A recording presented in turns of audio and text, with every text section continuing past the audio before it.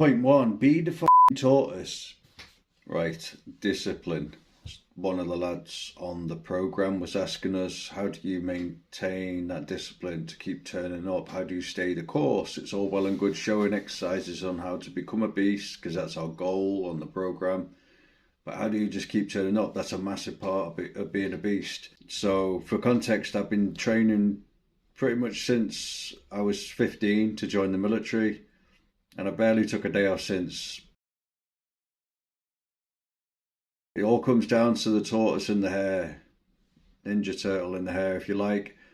I'm the turtle, I'm the tortoise. I just keep trundling along at one pace, and I got energy in reserve. I'm not busting me wad. The hare fucking bolts it off the start line with leader's legs like he's got something to prove. He cannot maintain that pace. He has to stop because he's gone all out. He's left it all out there. It's great, but you got nothing now. Your energy is depleted. And we all know hares as well. I got mates who are hares who sort of take the mick out of me, questioning my philosophy and trying to alpha you. Like, you could go heavier than that. You could do one more rep there, bro. It's like, yeah, bro, but you took 3 months off last year or 6 months off. Like, I know these dudes. They train like madmen, savages. They go all out. But then they get injured, right? Which means they're sat on the sidelines anyway, or they have to at least, skip things or hold it back. Or they just cannot maintain the motivation that they initially started at, because they're like, Jesus, I can't keep going like this. I like being the tortoise. Some people think you're holding back, or they make you feel like it's beta male-ish. I disagree. Every time those dudes are sitting on the sideline because of injury, or they just fucking lost the will to keep going, I'm just turning up. I'm just still going.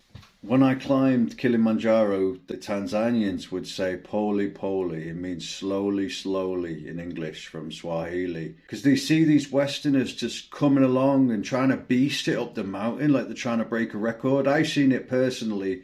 You would be surprised at how many people were overtaking me on summit day, like they had something to prove. Bear in mind, you've been climbing the mountain for a week. These guys were getting dragged down with altitude sickness. There's 3 peaks, and some dudes never made it to the top peak because they were just ragging it up there too quick. Again, it's just another example of be the elephant, be the tortoise, pole, just slow down. Train for life. Don't just train to look good for 5 minutes of the year. Oh yeah, I've got to look good in a suit at a wedding, or I want to look good on the beach in Mallorca for 2 weeks with me top off. It's never going to last. They look good for like 2 weeks of the year, and then they just fall off for another year. So really, your average is like 80% of the year. You are not where you want to be, right? That's your set point. That's your actual set point. That 2 weeks is just... it's just a facade, isn't it? As much as I love these quotes and these little adages, and they make cool little stickers and vinyls of one more rep, train insane or remain the same, there is no tomorrow. I love them, but ultimately it's not me. That is not how I operate. There is a tomorrow. There's probably going to be another 40 years left yet, and that is what I'm training with that in mind.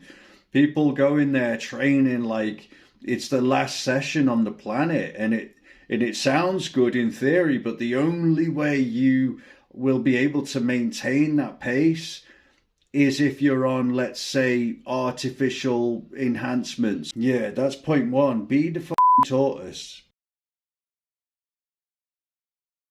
Point two, don't make drastic changes. We normally see it around New Year's. That's the easiest example. People say, well, I'm going to join the gym, I'm going to join a yoga class, I'm going to start reading that book that's been gathering dust, I'm going to meditate, I'm going to start walking more, I'm going to clean my diet up. It doesn't work. It's too much. Like, you should see yourself as a ship, right? You've got to slowly start steering the ship in the right direction. If you make drastic turns, you're going to send yourself off course. It might last for a few days or even a couple of weeks or a month or so. but that's not lifestyle changes. If you are mainly considering changing your diet, then just focus on that before you start training for a month or two. It sounds controversial, but I stand by that. Or what I would suggest is just focus on the training for a month or two and then start incorporating like cleaning that diet, or once it's set in stone. No disruptive, like massive changes. Don't try and change your life completely in one day. It doesn't work. One thing at a time. Know when to change gears. So I said that I don't train like there's no tomorrow every single session, but I know when to up it. I know when to leave it all out there. Like if I put a circuit at the end of the week, a strength circuit, I just think CrossFit but with good form, then that's when I know to unload. It's still, form is paramount, but you're doing it with a sense of urgency, right? You can really give the legs and lungs a good blast. I'll like place maybe a strength session at the start of the week, then I'll do a light session in the middle of the week. And not only is that good to work on my skill work if you're doing calisthenics and just get out there and move and shake out, but it also acts as a recovery between the moderate session and the heavy session at the end of the week. So you know when to up the ante, you know when to really expend all ammunition. That's it. Know when to change gears. Just warm up. It's like, what? What do you mean just warm up? Well, if you're having one of those days or you're stuck in a bit of a rut, you're having one of those weeks, months, years, whatever, and you really can't even contemplate getting out there and doing what you said you was going to do, just tell yourself, I'll just do the warm up. I'm just going to do the warm up. That is it. And I'll just see how I feel. I've done pretty much the same variation of a warm-up for the last couple of years at least. It's very Merv-esque for those CrossFit type people. It might look familiar. 5 pull-ups, 10 push-ups, 15 squats. It doesn't sound a lot, but after all, you're only trying to stimulate, not annihilate. You're trying to warm up the muscles. If it's too easy, you can modify it. So like, 5 mixed grip chin-ups or 10 explosive push-ups, whatever. The point is, if you really couldn't fathom completing the workout that day, at least you did something. I know loads of people who just complain, like, I need to do something. Oh no, I've been crap the last few months over Christmas and all that. People aren't getting enough sun, not drinking enough water. Then they're just eating ice cream and complaining that they didn't train.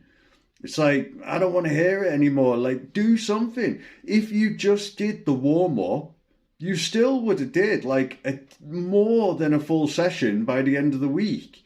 You would, like for my workout, that's 10 push-ups, isn't it? You would have did 70 push-ups by the end of the week. That's better than sitting there complaining about not having done anything. And the best part about that is you get to the end of the warm-up and normally you're like, it's not so bad.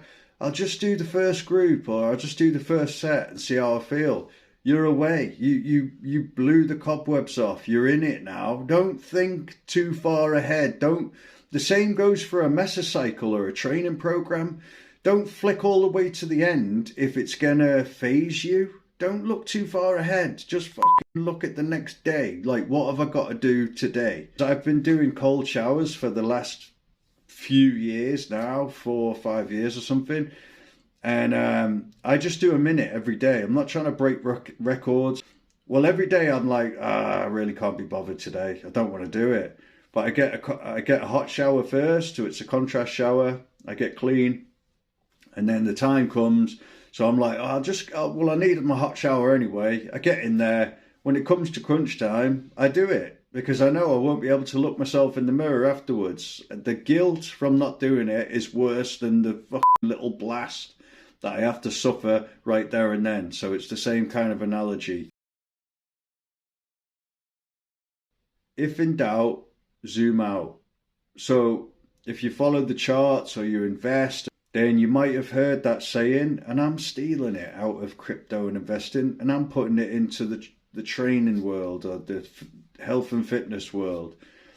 Keep a record of your training. I keep a record of my training. It's clinical, it's geeky, it helps make sure that you are heading in the right direction. You can watch the trajectory. You're like, okay, I'm definitely employing progressive overload here. So for that reason, it's good, but also it's a reminder of how far you've come. So if you're feeling a bit down, I got clients who are like pissed off at themselves that they didn't do 5 chin-ups this week because that's what they did last week.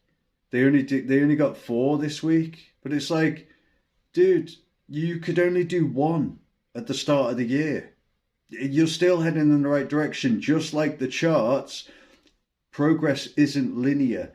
You go up a bit and then you might come down a tiny bit before going up again. That is how it works. We don't just all go straight up north, because everyone on the planet would just be beasts, and that wouldn't be good, would it? Because nothing good comes easy. Yeah. So like if you're unhappy with your progress, keep a record.